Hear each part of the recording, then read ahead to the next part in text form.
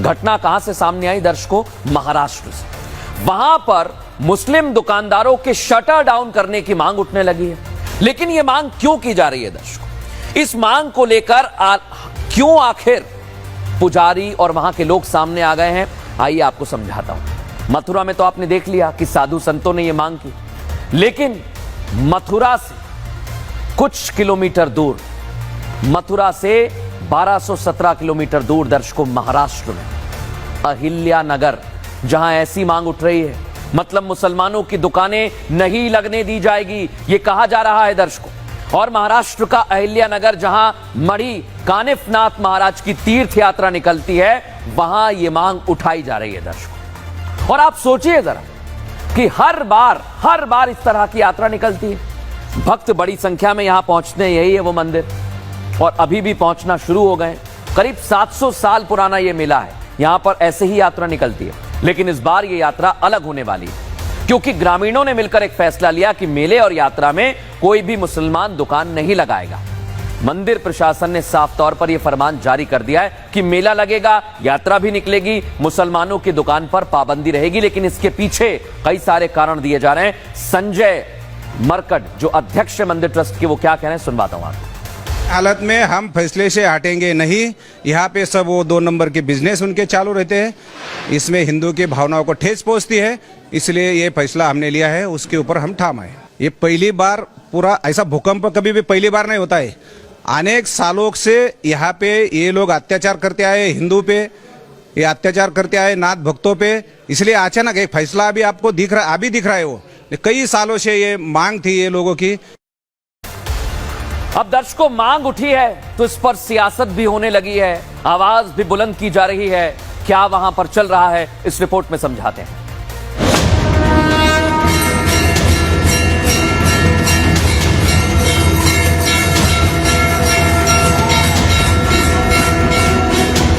प्रयागराज में महाकुंभ का जो महापर्व हुआ, उसमें मुसलमानों की एंट्री को लेकर साधु संतों ने शुरू से ही मोर्चा खोल रखा था। साफ कर दिया था कि हिंदू आस्था से किसी को भी खिलवाड़ नहीं करने देंगे। हालांकि इसे लेकर खूब बवाल मचा था, लेकिन अब ठीक वैसा ही महाराष्ट्र में होता दिखाई दे रहा है। वजह है 700 साल से चला आ रहा कानिफनाथ महाराज की यात्रा और मेला।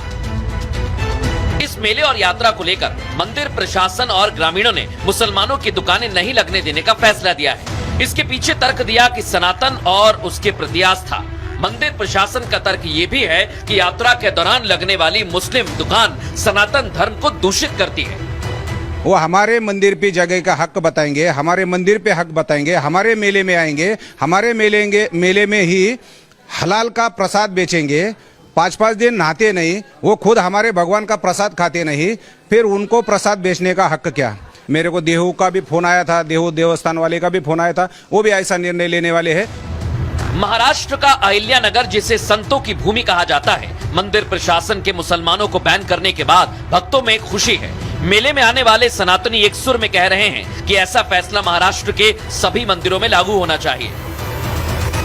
मुस्लिम समाजों का जो रहने का जो तौर तरीका है, वो इस सबसे देखा जाए तो अपना धर्म अपन को संभालना है, इसके लिए ये पाबंदी उचित है और इसका अमल बजावनी होनी चाहिए। मक्का मस्जिद में हिंदू लोगों को किधर अलाउड है? तो बाकी अपन लोग तो हिंदू मंदिर में तो लोग आते हैं, अपन लोग अभी तक ले लेते। इधर भी जो फैसला लिया है ये ट्रस्टी ने, वो भी सोच समझ किया होगा। होली से शुरू होने वाला ये पर्व 1 महीने तक चलता है। इसकी शुरुआत हो चुकी है, लेकिन मंदिर प्रशासन के इस फैसले के बाद महाराष्ट्र की सियासी सरगर्मी बढ़ने लगी है। लेकिन दर्शकों, अब आप सोचिए कि ये मांग क्यों की जा रही है। तो आइए आपको विस्तार से समझाता हूं कि आखिर ये मांग क्यों की जा रही है। मंदिर परिसर में मुस्लिम व्यापारी दुकान लगाते हैं, हिंदुओं में मुसलमान दुकानदारों को लेकर संशय पैदा हो गया, इसलिए कहा जा रहा है कि मुस्लिम व्यापारी सनातनी परंपराओं का पालन नहीं करते हैं, मुस्लिम व्यापारी नहाकर दुकान नहीं लगाते हैं, और यहां मंदिर है, नॉनवेज खाकर प्रसाद को हाथ लगाते हैं, वो भी अपवित्र हो जाता है। प्रसाद में मिलावट का भी अंदेशा है, यह संशय रहता है, और रीति रिवाज भी नहीं माने जाते हैं। भक्तों की भावनाएं आहत होती हैं, इसलिए महाकुंभ की तरह कानिफनाथ यात्रा में भी मुसलमानों को बैन करने का फैसला लिया जाए, ये मांग की जा रही है। लेकिन आप सोचिए दर्शकों, शुक्रवार देर रात महाराष्ट्र के अहिल्या नगर के पाथर्डी तालुका स्थित मणि कानिफनाथ मंदिर, जिसकी तस्वीर मैं आपको दिखा रहा हूं, यहां पर होलिका दहन हो गया है, जिसमें बड़ी संख्या में दूर दूर से श्रद्धालु पहुंचे हुए हैं। तस्वीरें आपके सामने।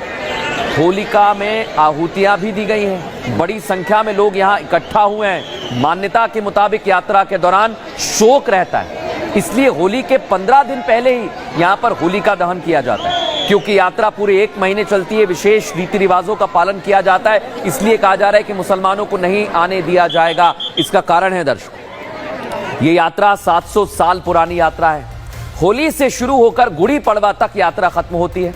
यात्रा में कई रीति रिवाजों का पालन किया जाता है। 1 महीने तक शोक मनाने की अवधि भी इसमें शामिल है और इस अवधि में देवता को तेल लगाया जाता है। गांव वाले आसपास के तले हुए खाने से परहेज करते हैं। लोग फर्श पर सोते हैं। उत्सव मनाने से बचते हैं। मेले में 10 लाख से ज्यादा भक्त इकट्ठा होते हैं और कानिफनाथ यात्रा 13 मार्च से 30 मार्च तक चलेगी। 700 साल से यह यात्रा यहां पर निकल रही है। लेकिन आप सोचिए दर्शकों, मंदिर ट्रस्ट ने मुसलमान दुकान बंद रखने का फैसला लिया तो सियासत इस पर गर्म हो गई है। मुसलमानों के सबसे बड़े रहनुमा असदुद्दीन ओवैसी सामने आ गए हैं। समाजवादी पार्टी के नेता अबू आजमी सामने आ गए हैं, फैसले का विरोध कर रहे हैं। और इनके पेट में क्यों दर्द हो रहा है मुझे समझ नहीं आ रहा दर्शकों। ये फौरन कोई भी फैसला आता है तुरंत विद्रोह करने लगते हैं, लेकिन ऐसे लोगों को नीतीश राणे जैसे नेता अपनी स्टाइल में जवाब दे रहे हैं, जो इस समय सरकार में भी हैं। रिपोर्ट आपको दिखाते हैं।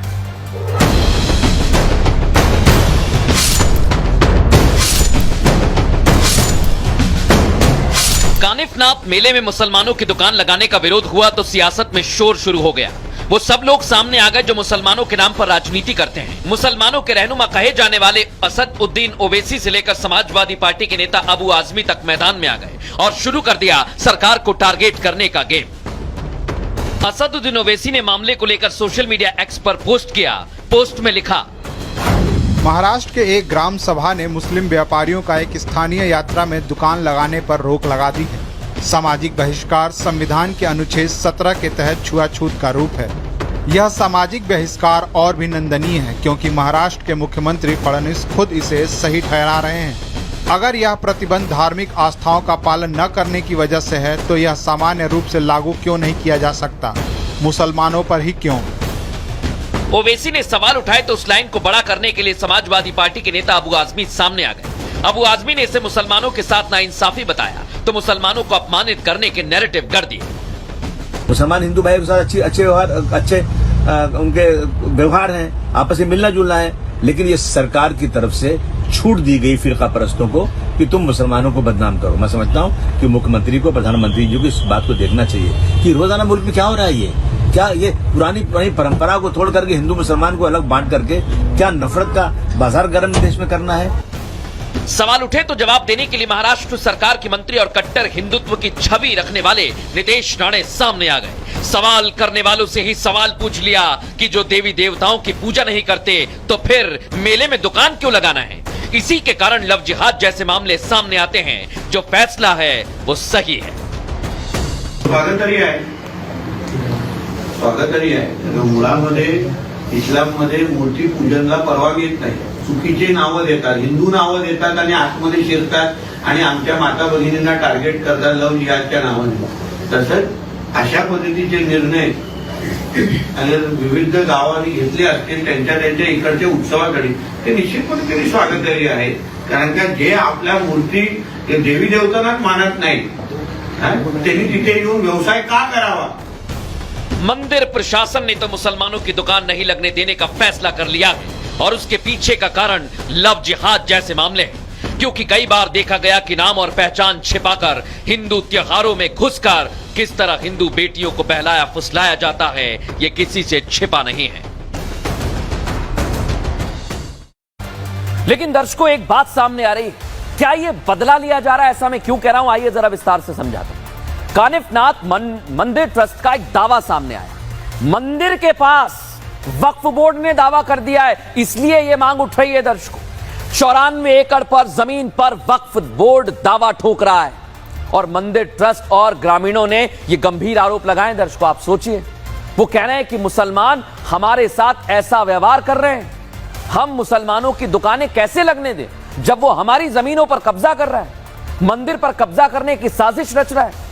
हमारे मंदिरों से मुसलमानों की दुकान चलती है, रोजी रोटी चलती है। हमारे मंदिर पर, हमारी जमीन पर मुसलमान कब्जा करने चाहते हैं, हम भी दुकान नहीं लगने देंगे।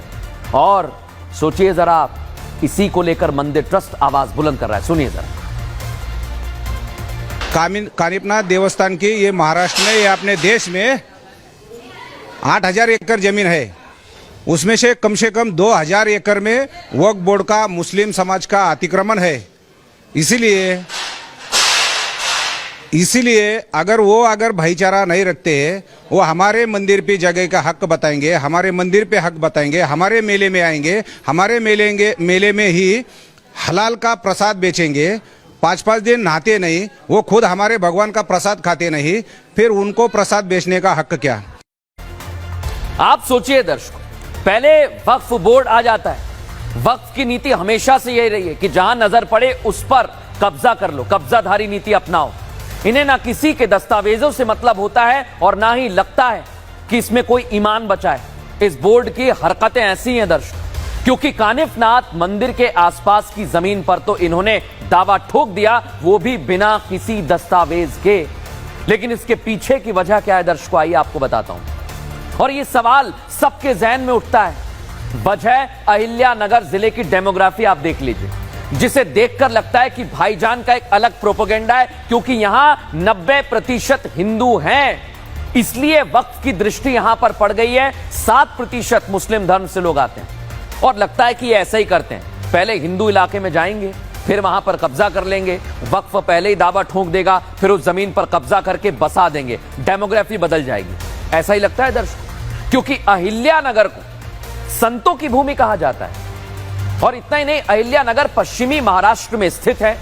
जिले के माधी गांव में कानिफनाथ मंदिर है, जो हम आपको दिखा रहे हैं। और माधी गांव की कुल आबादी 5,000 लोगों की, केवल 650 मुसलमान हैं, लेकिन इतना विवाद खड़ा हो रहा है जिसकी कोई हद नहीं।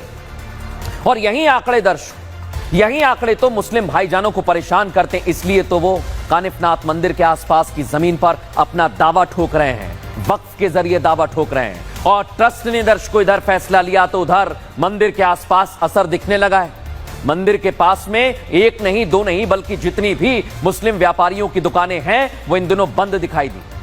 13 मार्च से 30 मार्च के बीच कोई दुकान नहीं लगेगी। और मंदिर के आसपास ही हर दुकान क्यों लगती है, समझ से परे है दर्शकों। इसका असर उससे पहले ही नजर आने लगा है। देखिए जरा तस्वीर आपको दिखा रहे हैं, और हमारे सहयोगी सत्यप्रकाश ग्राउंड जीरो पर पहुंचे, उनकी रिपोर्ट दिखाते हैं।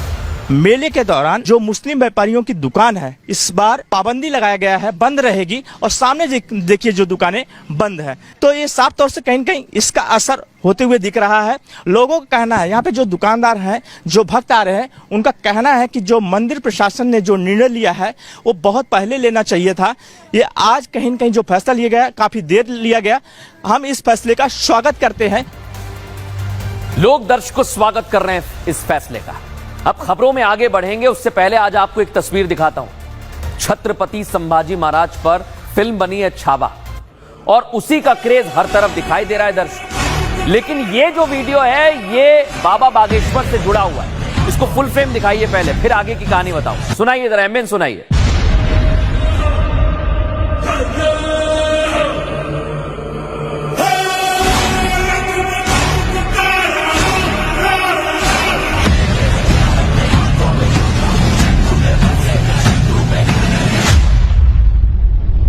देखा दर्शकों आपने, ये स्क्रीनिंग हो रही है और बाबा बागेश्वर ने स्क्रीनिंग कराई है। देखिए आप कितनी बड़ी संख्या में लोग हैं, और ये मूवी अब तेलुगु में भी आने वाली है। हर तरफ इसी का शोर सुनाई दे रहा है। और बाबा बागेश्वर ने इसलिए यहां पर जो लोग नहीं जा पा रहे हैं थिएटर्स में, उनके लिए स्क्रीन लगाई, तो कितनी बड़ी संख्या में लोग पहुंच गए दर्शकों। ऐसा पहली बार किसी फिल्म को देखने के लिए लोग पहुंचे, हमने भी इसलिए तस्वीर आपको दिखाई। आइए दर्शकों, अब खबरों में आगे बढ़ेंगे, और आज एक और महत्वपूर्ण खबर आपके लिए लेकर आए हैं। खबर है योगी आदित्यनाथ और असद उद्दीन ओवैसी के बीच की, क्योंकि असद उद्दीन ओवैसी जैसे योगी आदित्यनाथ ने कठबुल्ला बोला तो वो आग बबूला हो गए। लेकिन आखिर जैसे ही ये विवाद शुरू हुआ है, ये कहां तक जा रहा है आज आपको बताऊंगा। लेकिन उससे पहले एक सवाल, क्या योगी आदित्यनाथ की यह गलती है दर्शकों कि वो मुख्यमंत्री हैं उत्तर प्रदेश, या फिर उनकी गलती यह है कि वो एक योगी हैं? और ये सवाल मैं आपसे इसलिए कर रहा हूं क्योंकि उन्हें विपक्ष की तरफ से इसलिए ज्यादातर घेरा जाता है क्योंकि वो एक योगी है। उनके किसी भी बयान को 1, 2, 3 दिन बाद उठता ही उठता है, विपक्ष उसे देखता है, फिर उस पर सवाल जवाब होते हैं और उनके बयान को देखकर उस पर हिंदू मुसलमान करना शुरू कर दिया जाता है। दर्शकों, ये बयान इस बार बवाल मचा है योगी के कठमुल्ला वाले बयान पर और सियासी शोर मचने लगा है और असद उद्दीन ओवैसी सबसे आगे आ गए। बजट सत्र के दौरान उत्तर प्रदेश विधानसभा में योगी आदित्यनाथ ने यह बयान दिया तो असद उद्दीन ओवैसी कठमुल्ला शब्द बोला, उस पर ऐतराज जताने लगे। असद उद्दीन ओवैसी अपनी भड़ास निकाल रहे हैं। दर्शकों, वो क्या कह रहे हैं पहले आपको सुनवाते हैं। उत्तर प्रदेश के चीफ मिनिस्टर ने उत्तर प्रदेश की असेंबली में यह कहा कि उर्दू पढ़ना कठमुल्लाओं की तरह मौलाना बनाना की बात है, साइंटिस्ट नहीं बनते। अब उत्तर प्रदेश के मुख्यमंत्री के जो बुजुर्ग थे या जिस आइडियोलॉजी से वो आते हैं, उनके किसी भी शख्स ने इस मुल्क की आजादी में हिस्सा नहीं लिया। देखा दर्शकों, अब असद उद्दीन ओवैसी हमला कर रहे हैं दर्शकों, लेकिन सवाल यह उठता है कि आखिर योगी आदित्यनाथ ने कठमुल्ला शब्द का इस्तेमाल क्यों किया था। आइए जरा आपको बताता हूं। यह पूरा जो मामला है दर्शकों, यह उत्तर प्रदेश विधानसभा का है। उत्तर प्रदेश विधानसभा में जो विधायक हैं उनकी मेज पर क्षेत्रीय भाषाओं की एक एक जगह पर बटन दिया गया है कि आप जो भाषा में सुनना चाहते हैं वो भाषा में सुन सकते हैं और इसी पर यह विवाद हो रहा है। विधानसभा में विधायकों की मेज पर सिस्टम लगा हुआ है और विधानसभा अध्यक्ष सतीश महाना ने बताया कि सभी भाषाओं में भाषण सुनने का विकल्प होगा। यूपी विधानसभा में सदस्य अब अवधी, भोजपुरी, बुंदेली, ब्रिज भाषा की सारी बातें बोल सकते हैं, सुन सकते हैं। जो सदस्य जिस भाषा में बात करेगा उसका अनुवाद तुरंत हो जाएगा और यह विकल्प के तौर पर है। लेकिन नेता प्रतिपक्ष माता प्रसाद पांडे ने विरोध किया कि उर्दू भी शामिल की जाए। इसके बाद योगी आदित्यनाथ खड़े हुए थे और उन्होंने विरोधियों को जमकर लताड़ा था। कैसे, दिखाते हैं आपको।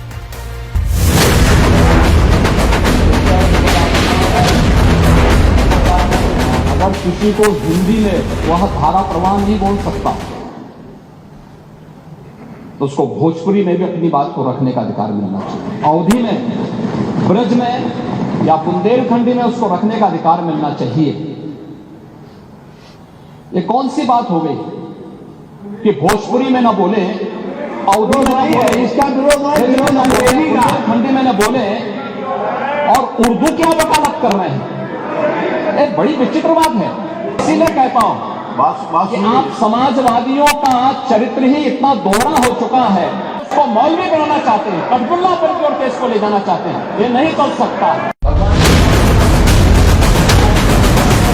सीएम योगी के विधानसभा में दिए गए इसी बयान के बाद यूपी से लेकर हैदराबाद तक की राजनीति में हलचल मच गई।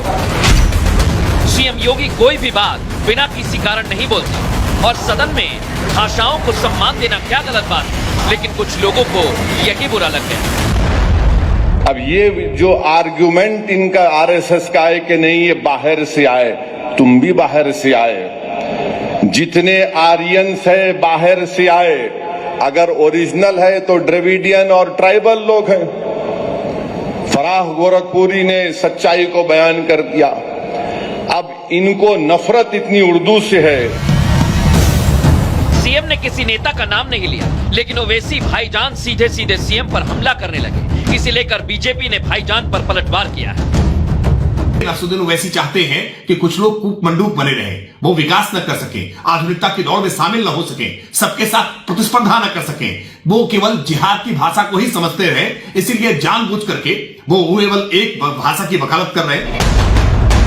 यूपी की राजनीति में कठमुल्ला से शुरू हुई ये सियासी लड़ाई कहां जाकर रुकेगी, ये बड़ा सवाल है। तो दर्शकों, इस पर विवाद चल रहा है और इसी विवाद को लेकर अब सियासी पारा गर्मा गया है। देखना होगा कहां तक की विवाद जाता है। बहरहाल खबर में आगे बढ़ेंगे और आज एक और खबर आपके लिए लेकर आए। अफसान अर्श बन गया और उसने लव जिहाद किया। दर्शकों, ये लव जिहाद के इतने मामले सामने आ रहे हैं, ऐसा लगता है कि कोई गैंग काम कर रहा है और इनको बराबर पैसा भी दिया जा रहा है। अभी हाल ही में खुलासा किया था दर्शकों हमने अजमेर से नाम बदलकर भोली भाली लड़कियों को अपने प्यार के जाल में फंसाना और फिर धर्म परिवर्तन का, मजहब बदलने का दबाव बनाना, अब तो यह आम सा हो गया दर्शकों। ऐसे मामले लगातार सामने आ रहे हैं, लेकिन इस पर लगाम कसना चाहिए और समान नागरिक संहिता कानून आना चाहिए। कई राज्य लागू कर चुके हैं, जिसमें से एक है उत्तराखंड, यूसीसी लागू हो गया है। इसके बावजूद वहां पर अफसान ने अर्श बनकर हिंदू लड़की को अपने जाल में फंसा लिया। उस पर शारीरिक शोषण के गंभीर आरोप लगे, धर्म परिवर्तन कराने के गंभीर आरोप लगे। यह मामला जब पुलिस तक पहुंचा तो फौरन आरोपी के खिलाफ एक्शन हुआ, आरोपी को गिरफ्तार कर लिया गया है दर्शकों। लेकिन आप सोचिए क्यों आखिर यह किया जा रहा है। अफसान ने पहले तो अपनी पहचान को छिपाया, उसने अपना नाम हिंदू रख लिया, हिंदू नाम क्या रखा, अर्श। अफसान से वो अर्श बन गया और फिर हिंदू लड़की से शादी का वादा कर संबंध बनाए। जब लड़की ने शादी की बात की तो वो टालने लगा कि नहीं बाद में करेंगे, दबाव बनाने लगा। अपहरण कर धर्मांतरण की कोशिश तक उसने की। किसी तरह लड़की आरोपी के चंगुल से भागी। हिंदू संगठनों की सक्रियता से मामला पुलिस तक पहुंचा। पुलिस ने तुरंत आरोपी को गिरफ्तार कर लिया है दर्शकों। और एएसपी प्रमेंद्र सिंह डोभाल क्या कहने, सुनवाते हैं। एक पीड़िता को शादी का झांसा देके उसके साथ रेप किया गया और बाद में शादी के लिए दबाव बनाने के लिए धर्म परिवर्तन की भी बात इस तरह संज्ञान में आई थी। पुलिस ने तत्काल इसमें अभियोग पंजीकृत करते हुए आरोपी और उनको जो प्रश्रय देने वाले हैं के खिलाफ कार्रवाई की है। आरोपी को तत्काल अरेस्ट किया गया है और जो भी लोग इसमें सम्मिलित हैं, जिनके द्वारा भी इस प्रकार की घटना की गई है, उनके खिलाफ सख्त पुलिस कार्रवाई करेगी और इसके लिए जो भी अधीनस्थ है उनको मेरे द्वारा निर्देशित किया गया है। इस मामले को लेकर एक्शन लिया जा रहा है दर्शकों। बहरहाल